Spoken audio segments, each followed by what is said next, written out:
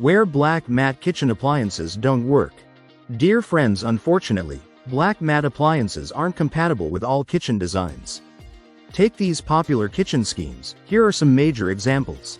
Traditional kitchens. With designs that are heavy on wood, stone, and other hard surfaces, black matte appliances can feel heavy and out of place against the contrast of traditional materials and color schemes.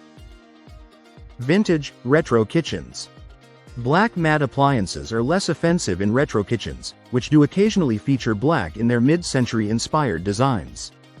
However, vintage kitchens are typically smaller and more intimate, so using black appliances can make these spaces feel stuffy.